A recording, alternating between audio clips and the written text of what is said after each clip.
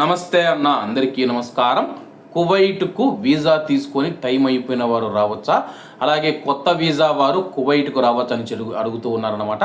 ప్రస్తుతం యుద్ధం నేపథ్యంలో మనం చూసుకుంటే వీసా తీసుకొని మెడికల్, అలాగే స్టాంపింగు, అలాగే పీసీసీ అన్నీ పూర్తి చేసుకొని ఉన్నాము.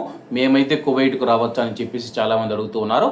కువైట్ ఎయిర్పోర్ట్ కూడా ఓపెన్ చేశారు కాబట్టి ప్రస్తుతం మీకు వీసాలో టైం ఉంటే కానీ ఎటువంటి ఇబ్బందులు లేకుండా మీరైతే డైరెక్ట్గా కువైట్కు రావచ్చు అన్నమాట.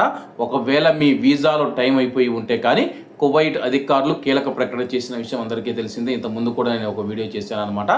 ఎవరైతే వీసా తీసుకొని మెడికల్, పీసీసీ, ఇమిగ్రేషన్, స్టాంపింగ్ అన్నీ పూర్తి అయిపోయిన తర్వాత వీసా టైం అయిపోయిన వారు ఎవరైతే ఉన్నారో వాళ్ళ యొక్క వీసా రెన్యువల్ చేయమని చెప్పేసి, వీసా టైం పొడిగించమని చెప్పేసి, ఆ యొక్క వీసాల టైం అయిపోయింది కాబట్టి కువైట్కు వస్తూ ఉన్న భారతీయులు కావచ్చు, ఇతర దేశాల ప్రవాసులు మీకు వీసా తీసిన యజమానిని అయితే సంప్రదించాలని చెప్పేసి యజమానిని సంప్రదించి కొత్త వీసా జారీ చేస్తే కానీ మళ్ళా మీకు పీసీసీ, మెడికల్, అలాగే ఇమిగ్రేషను కొత్త వీసా మీద మళ్ళీ అన్ని పూర్తి చేసుకోవాల్సి ఉంటుందన్నమాట. పాత వీసా ఏదైతే ఉందో అది చెల్లదని చెప్పేసి కొత్తగా దరఖాస్తు చేసుకుంటే కొత్త వీసా జారీ చేస్తాము.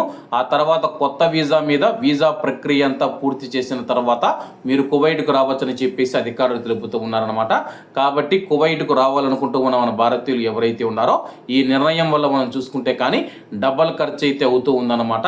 కువైట్ ప్రభుత్వం ఈ నిర్ణయం తీసుకోకుండా ఉన్న వీసా నెంబర్ని తీసుకొని దానికి 1 నెల 2 నెలలు టైం వేసి ఇస్తూ ఉంటే బాగుండేదని చెప్పి నాకు అనిపించింది.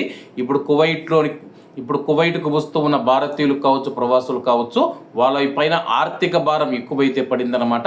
దీన్ని కువైట్ యజమాని భరాయిస్తాడా లేకపోతే కువైట్ ప్రభుత్వం భరాయిస్తుందంటే కానీ దానికి ఆన్సర్ క్వశ్చన్ మార్కులో ఉంది. కువైట్కు వస్తూ ఉన్న మనమే ఖర్చు పెట్టుకోవాల్సి ఉంటుందన్నమాట. కాబట్టి అందరూ బాగుండాలి, అందులో మనం ఉండాలి. అందరికీ నమస్తే అన్న, జై హింద్.